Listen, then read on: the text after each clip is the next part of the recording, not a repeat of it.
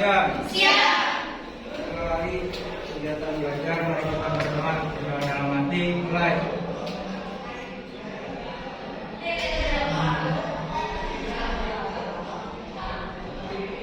Selesai.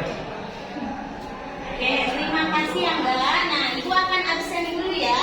Cahya, Nurul, Rahma Ajatra, Rahmawati, Sayati, Yeni, dan Yini. Oke, alhamdulillah ya. Mudah-mudahan teman kalian yang sedang pada sakit bisa cepat sembuh. Oke, coba. Nah, di pembelajaran biologi kali ini, Ibu mau tanya dulu nih tentang materi yang sudah kita bahas sebelumnya.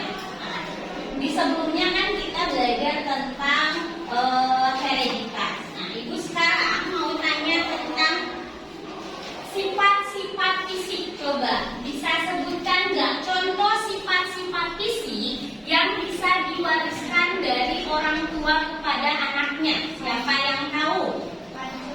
Oke, Anissa, apa aja? Bisa mancung. Berarti kalau mancung itu lebih ke apa? Bentuk apa? Ya, hidungnya bentuk hidung. Berarti contoh sifat fisik yang pertama misalkan bentuk hidung. Terus apa lagi yang lainnya? Mata, bentuk mata. Misalkan di mana bentuk matanya? Nah, ada yang sipit, ada yang belok. Terus apa lagi?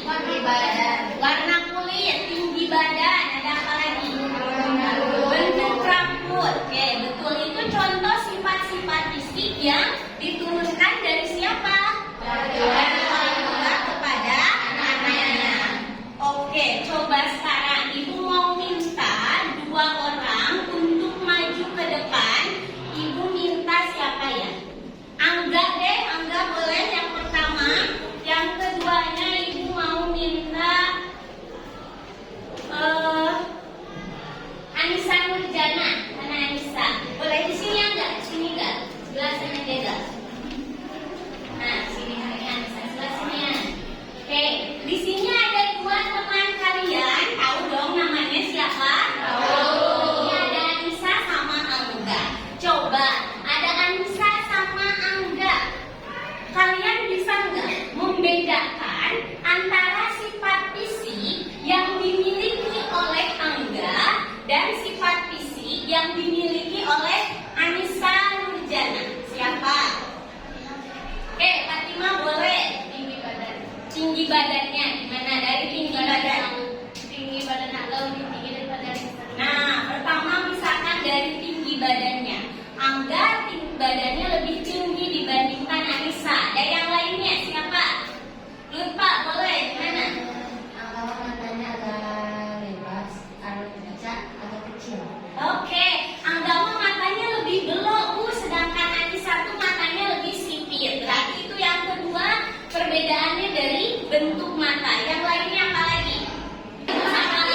Yang terlihat jelas banget antara Anissa dan Angga ini apa? Dari apa ya? Jenis kelaminnya. Betul, jenis kelaminnya berbeda Bu. Kalau Angga jenis kelaminnya ketawa kan? Kenapa meragukan? Coba siapa ini? Anissa jenis kelaminnya Anissa jenis kelaminnya perempuan, Angga jenis kelaminnya laki-laki. Oke, nah coba sekarang jenis kelamin Angga itu berbeda dengan jenis kelamin Anissa. Kenapa harus ada jenis kelamin laki-laki? Kenapa harus ada jenis kelamin perempuan? Oke, kalau mau tahu jawabannya silahkan kalian bisa amati video di bawah di depan kalian. Sebelumnya boleh Angga sama Anissa duduk kembali. Tepuk tangan untuk Angga.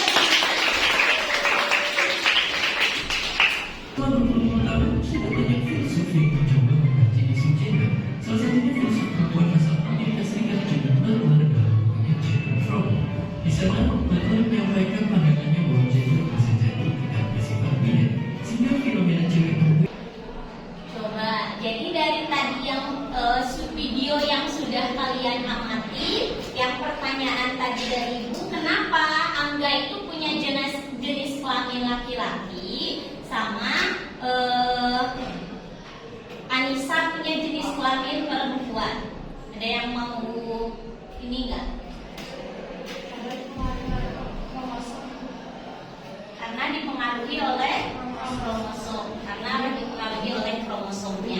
Oke, berarti nyambung dengan materi pembelajaran minggu kemarin bahwa kromosom pada manusia itu ada berapa? Ada 2. Kromosom pada manusia itu jumlahnya ada berapa? 46. Nah, dari 46 ini dibagi menjadi 2, yaitu ada kromosom autosom dan juga ada kromosom kromosom. Nah, pada pertemuan kali ini Ibu akan bahas tentang penyakit atau kelainan atau cacat yang terpaut kromosom seks atau kromosom gonosom. Nah, kenapa kita harus mempelajari materi dari terpaut kromosom autosom ini? Jadi tujuan kita mempelajari materi cacat dan penyakit yang terpaut kromosom autosom itu nanti diharapkan dengan belajar tentang cacat dan penyakit menurun terpaut kromosom, kalian bisa menganalisis. Jadi kalian mampu menganalisis cacat dan penyakit menurun terpaut kromosom seks atau kromosom gonosom. Kemudian nanti kalian juga diharapkan bisa menganalisis atau menerapkan konsep cacat dan penyakit menurun pada dalam menyelesaikan persoalan. Kemudian tujuan yang berikutnya kalian bisa membuat pedigree atau peta silsilah tentang cacat dan penyakit menurun terpaut kromosom seks atau kromosom gonosom. Oke, nah sebelum kita lanjut ke materi cacat terpaut kromosom seks ini, Ibu akan bagi kelompok dulu ya. Jadi nanti kalian akan dibagi sesuai dengan kelompoknya. Kelompok 1 ada Anissa Ihsan, kemudian kelompok 2 Anissa Ihsan, Salma, Agus, Agis dan Nur Cahya. Kelompok 2 ada Rahmawati, Siti Fatima, Iksan, Andini, Yati dan Nurul. Kelompok 3 amati gambar di depan kalian.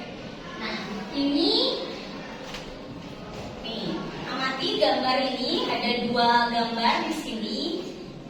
Coba setelah kalian amati, ada yang mau kalian tanyakan enggak? Oke, boleh. Siapa? Dewi, boleh deh. Mana deh? Oke, kenapa anak tersebut memiliki banyak rambut di sekitar wajahnya?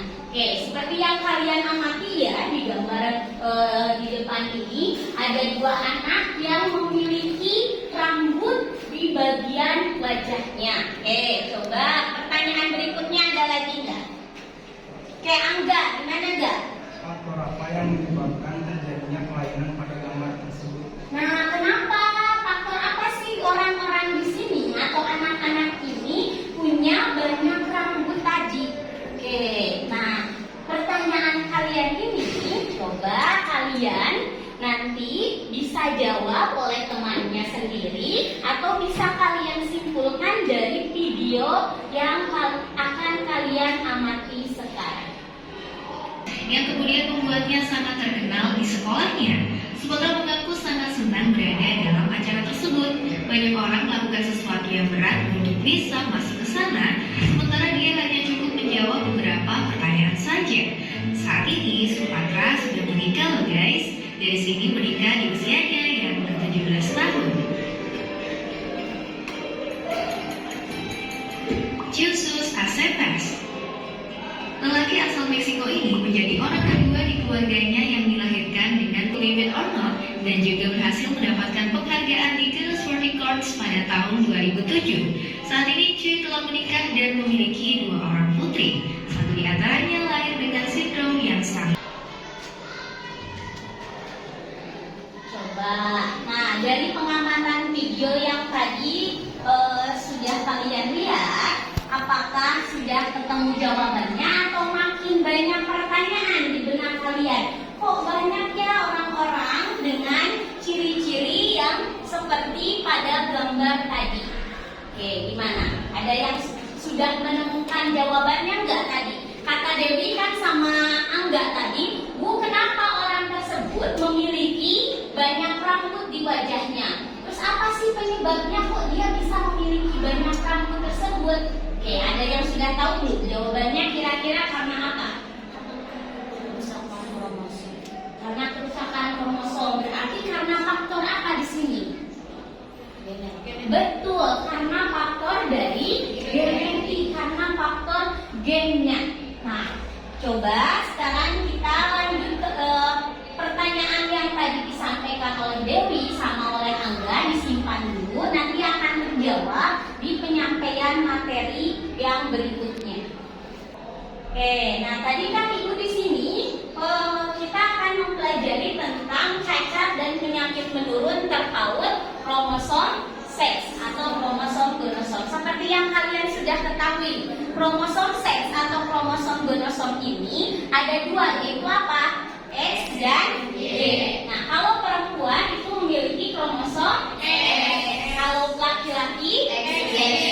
Oke, nah, jadi bagaimana cara kita untuk mempelajari penurunan sifat tadi? Contohnya kan tadi, orang yang memiliki banyak rambut di wajahnya itu kan salah satu faktor genetik. Berarti salah satu faktor yang diwariskan termasuk ke dalam pola hereditas manusia.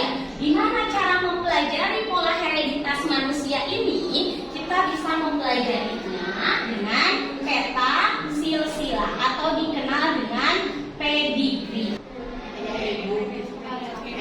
Kakek dan neneknya. Yang kedua, ayah dan ibunya. Dan yang ketiga, cucunya. Ya, cucunya. Yang kesatu itu adalah kakek dan nenek. Yang kedua itu anaknya. Berarti ayah dan ibu. Yang ketiga itu anak dari ayah ibu atau cucu dari kakek dan nenek. Oke, nah sekarang penyakit apa saja yang terpaut pada kromosom seks atau kromosom gonosom? Yaitu yang pertama ada buta warna, yang kedua ada hemofilia, dan yang ketiga ada anedonia, dan yang keempat ada hiperiosis. Oke, yang pertama dulu. Nah, ini buta warna. Oke, tahu nggak buta warna itu apa? Gak bisa membedakan warna. Biasanya yang gak bisa dibedakannya warna apa? Warna merah sama hijau. Terus biru. Nah, ada nggak kira-kira di keluarga kalian yang memiliki kelainan buta warna ini? Nah, jadi buta warna itu apa? Jadi buta warna ini adalah suatu kelainan atau penyakit yang ditandai dengan ketidakmampuan untuk membedakan warna. Jadi nggak bisa membedakan warna. Buta warna ini dibagi menjadi dua. Ada buta warna parsial atau sebagian dan juga buta warna total. Coba bedanya apa? Buta warna sebagian dan juga buta warna total. Oke, Anissa boleh. Gimana nih?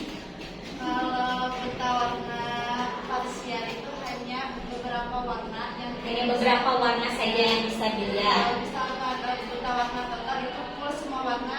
Nah, berarti kalau full semua warna dia nggak bisa lihat, dia hanya bisa melihat yang hitam sama putih saja. Sedangkan yang parsial itu biasanya dia hanya tidak bisa membedakan warna merah dan hijau saja. Sedangkan buta warna total itu adalah dia tidak bisa membedakan semua warna, yang terlihatnya hanya hitam dan putih.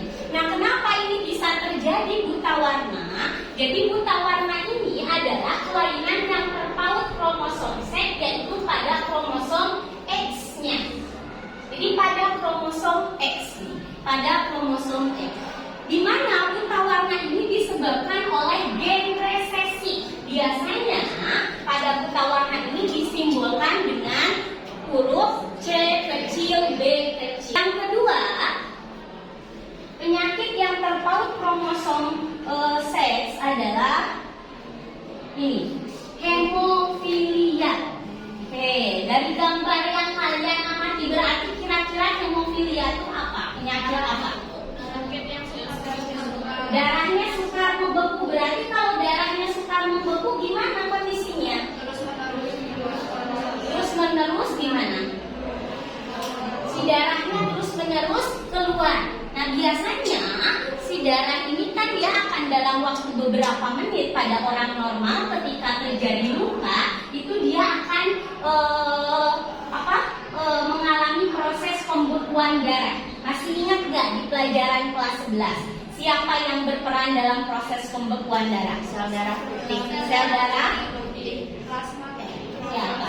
Betul, trombosit. Nah, faktor pembeku darah ini terdapat pada kromosom X non-kromolog. Jadi, pada penyakit hemofilia ini terpaut pada kromosom X, yaitu kromosomnya yang disebabkan oleh gen resesif. Biasanya dilambangkan dengan huruf H.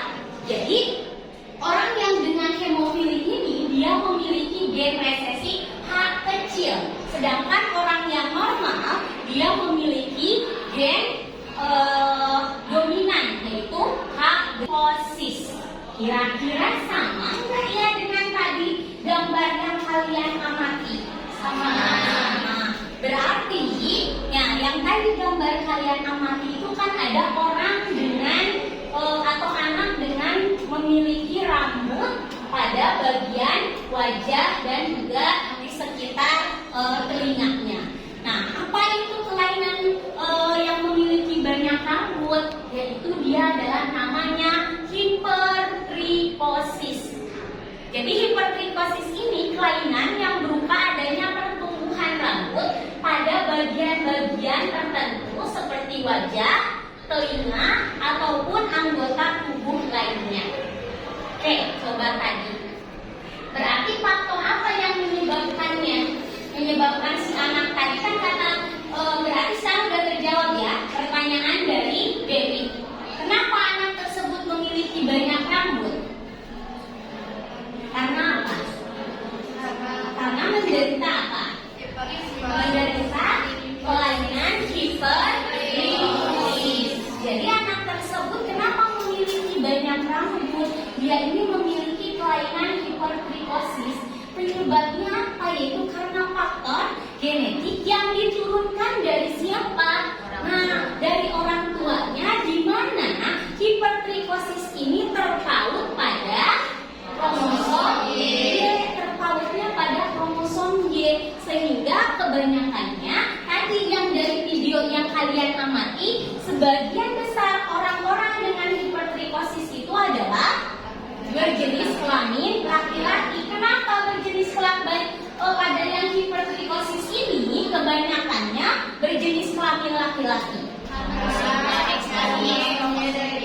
Karena si hipertrikosis ini terpaut pada kromosom Y, dan kromosom Y ini hanya dimiliki oleh siapa? Betul, kromosom Y ini hanya dimiliki oleh laki-laki. Jadi terjawab ya tadi pertanyaan dari Angga dan juga dari Dewi bahwa anak dengan memiliki banyak rambut di sekitar wajah dan telinganya itu adalah memiliki kelainan hipertrikosis yang disebabkan karena terpaut kromosom Y. Jadi hipertrikosis ini gen resesif yang terpaut pada kromosom Y. Oke, nah itu tentang materi terpaut kelainan dan cacat terpaut kromosom. Silahkan kalian duduk bersama dengan anggota kelompoknya. Oke, ini kelompok 2, kelompok 3, ini kelompok 3, kelompok 4, mana kelompok 4? Ini kelompok 4, kelompok 5.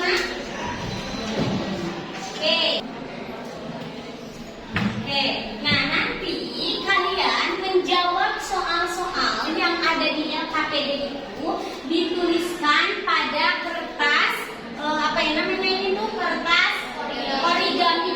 Jadi kalian menjawabnya di yang kertas berwarnanya ya. Setiap soal itu berbeda, setiap jawaban itu berbeda kertasnya. Kita samakan saja ya.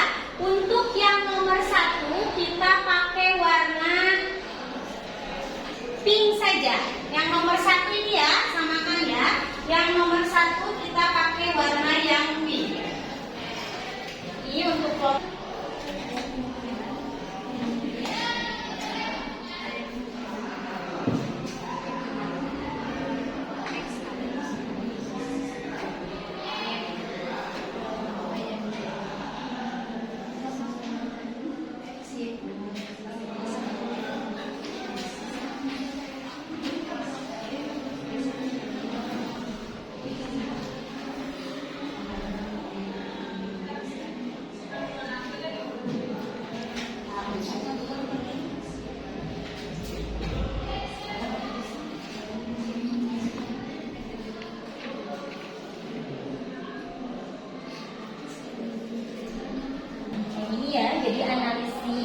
dari yang kasus tersebut. Nah, wah. Ini jadi untuk yang nomor 1 tadi ada 2 jawaban ya, kasus 1 sama kasus 2. Tanggapannya untuk yang kedua kasus tersebut. Ada yang mau ditanyakan? Ada yang kurang paham? Ya, boleh. Yang generasi ketiga itu maksudnya itu dari kakek. Iya, jadi dari kakek, kemudian anaknya sama ke cucu, di mana kelainannya ini nanti munculnya di generasi yang ketiga. Jadi di generasi yang ketiga kelainannya munculnya.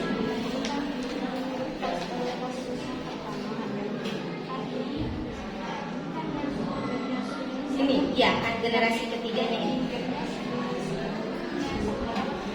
Ya, berarti punya saudara laki-laki yang juga mengalami keluhan yang sama. Nah, berarti bisa yang saudara laki-lakinya termasuk ke yang si anak dari si nenek kakeknya tersebut. Oh, tidak, saya ini sudah yang ditanyakan. Sudah jelas ya? Nomor 1-nya sudah. Dan mengerjakan LKPD-nya, Ibu akan menilai setiap anggota kelompoknya.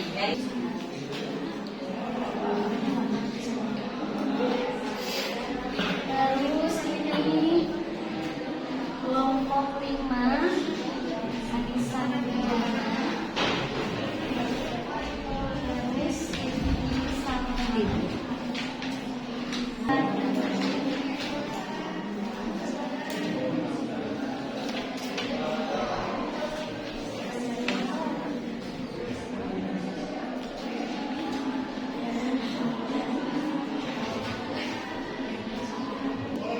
Ya boleh. Ada mau yang ditanyakan? Gimana? Ini kan seorang anak laki-laki 4 tahun dibawa ke rumah sakit karena pembakaran, berarti aku mau pilih kan Iya, betul. anak laki-laki mana ini Yang kita silsilah kuliah.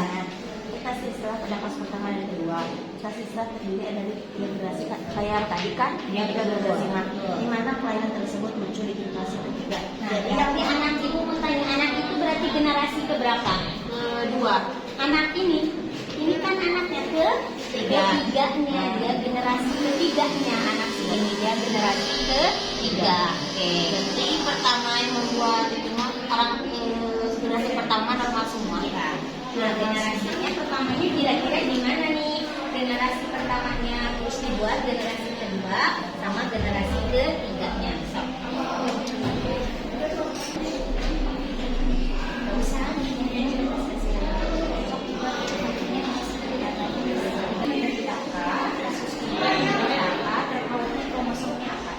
Langsung aja dijawabnya.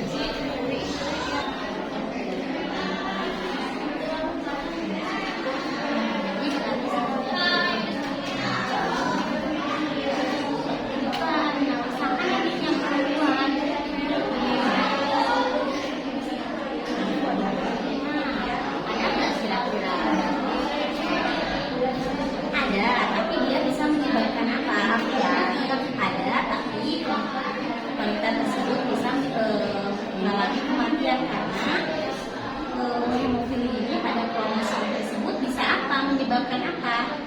Letal itu kan? Ya, karena tadi bisa dijelaskan tadi hubungannya dengan yang si perempuan itu mengalami menstruasi itu. Bahkan kadang sebelum mengalami menstruasi tersebut anak perempuan dengan hemofili itu sudah mengalami kematian atau letal tadi.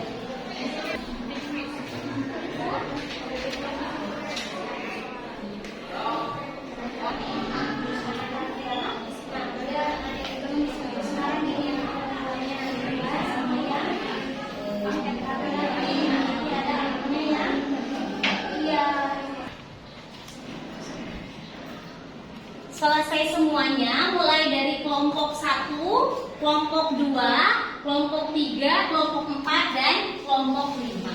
Sekarang silahkan bergantian mulai dari kelompok 1 dulu untuk mengamati hasil karya atau hasil jawaban dari anggota kelompok lainnya. Silahkan kelompok 1 dulu semuanya anggotanya ke depan untuk membaca hasil dari kelompok 2, 3, 4, dan 5.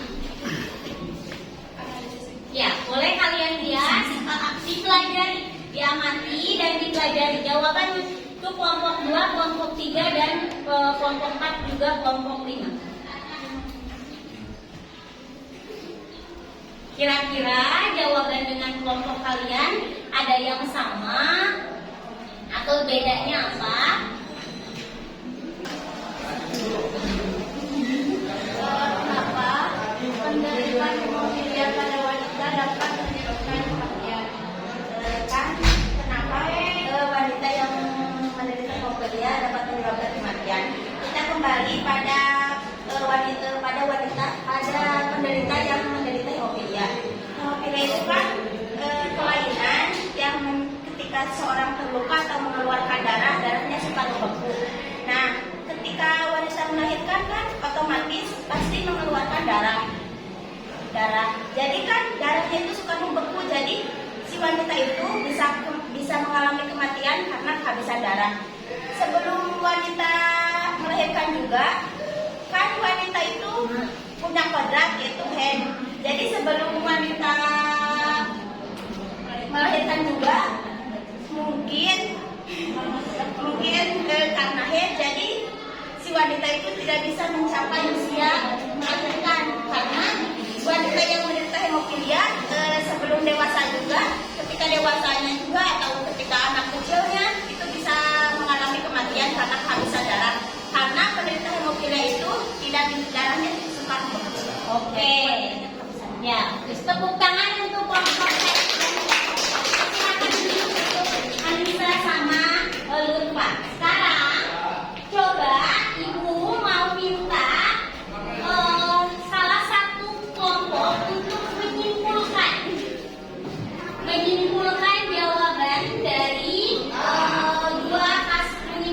jawaban dari dua kasus yang sudah kalian pelajari. Coba Ibu mau kelompok 2. Siapa yang mau mewakilinya? Rahma, boleh di depan sih. Jadi kesimpulannya penyakit hipertrikosis merupakan suatu bentuk kelainan berupa tumbuhnya rambut pada bagian tubuh dan daun telinga, wajah, dan anggota tubuh lainnya. Penyakit ini disebabkan karena gen genetik H yang dipaut pada kromosom Y. Faktor ini hanya diwariskan kepada anak laki-laki. Nah, yang kedua yaitu hemofilia. Hemofilia merupakan penyakit keturunan yang ditandai darah suka membeku yang udah dijelaskan tadi sama Lupa. Terus disebabkannya itu oleh gen genetik sama kayak penyakit hipertrikosis. Nah, hemofilia ini disebabkan oleh gen reseptif H yang dipaut kromosom Y. Jadi Hemofilia gen terpaut kromosom Y. Ya, kromosom X. Jadi, Ibu bantu simpulkan ya. Jadi, hipertrikosis ini kelainan yang terpaut pada kromosom seks, yaitu pada kromosom Y.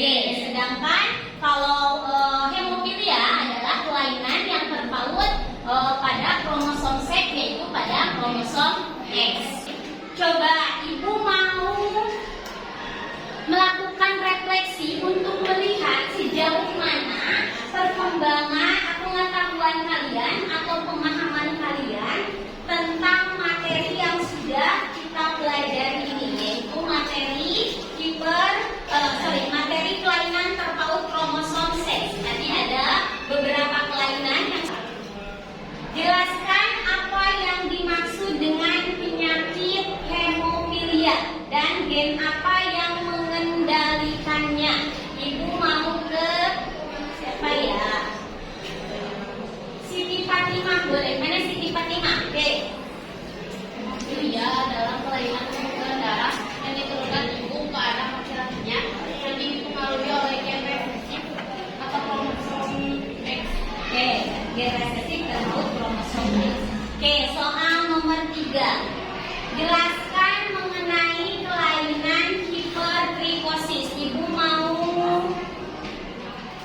Salma, boleh Salma? Hipertrikosis merupakan suatu bentuk kelainan berupa tumbuhnya rambut pada daun telinga dan wajah dan anggota tubuh lainnya. Kelainan ini disebabkan oleh kelebihan resesif H yang terpaut pada kromosom Y, sehingga faktor ini hanya diwariskan